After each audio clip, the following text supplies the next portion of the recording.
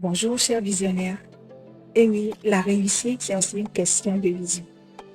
À la demande des internautes, je reviens aujourd'hui sur la gestion de la liste de diffusion WhatsApp. Mieux le l'ignore, WhatsApp est un merveilleux outil de conversion et sa liste de diffusion favorise la gestion client. En ce sens, qu'elle facilite l'envoi des messages. Avec la liste de diffusion WhatsApp, vous n'avez plus besoin d'envoyer le même message un à un. Il vous suffit de créer votre liste de diffusion et d'envoyer le message en une seule fois. Ainsi, tous les membres de la diffusion reçoivent individuellement le message. Peut-être que tu ne sais pas encore comment créer ta liste de diffusion. N'hésite pas à me contacter en privé. Je me ferai le plaisir de t'accompagner gratuitement pendant 30 minutes pour la création de ta liste de diffusion.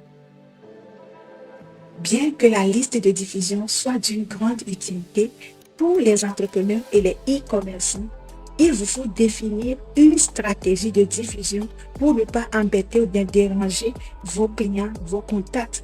Surtout que l'objectif, c'est de les garder longtemps, le plus longtemps possible. Vous ne pouvez pas vous permettre d'envoyer les mêmes messages à tous vos contacts et n'importe quand, n'importe comment.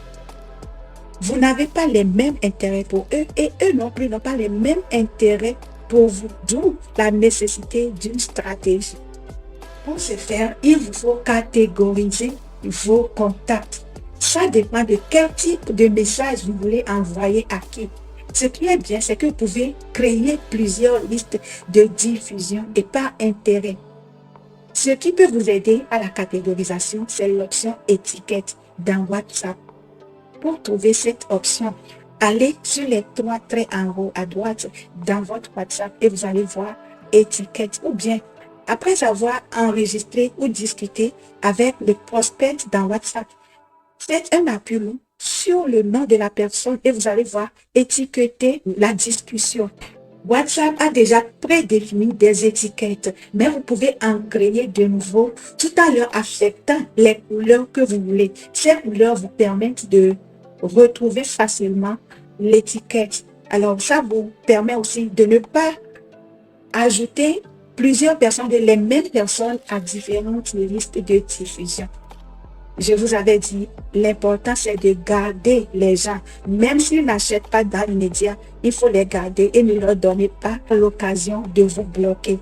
Parlons de l'envoi des messages, on avait parlé de stratégie.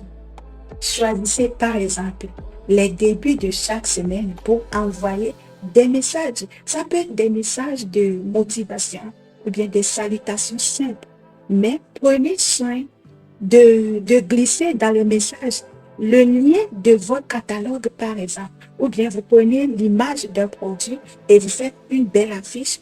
Vous ajoutez un message à ça et vous envoyez dans la diffusion. Vous pouvez choisir le début de chaque week-end ou bien le milieu de chaque semaine ou bien un jour de la semaine pour envoyer les messages. L'important, c'est surtout de présenter son produit de manière subtile. Personne n'aimerait recevoir à chaque fois les messages « je vends ceci, je vends ça, regarde mon produit ». Surtout que vous avez enregistré les gens et qu'ils vous suivent déjà sur votre statut. Ce n'est pas agréable. Et je tiens à préciser aussi que pour qu'une personne puisse recevoir vos diffusions, il faut que la personne vous enregistre. C'est pour ça, dans un précédent message, j'avais précisé qu'il faut demander poliment aux prospects de vous enregistrer à leur tour. J'espère que cette vidéo vous aura aidé. Si vous avez des zones d'ombre, n'hésitez pas à le notifier en commentaire ou bien à me contacter en privé. Surtout, n'hésitez pas à m'encourager à vous produire d'autres contenus utiles en vous abonnant, en partageant, en likant. Merci, à très bientôt.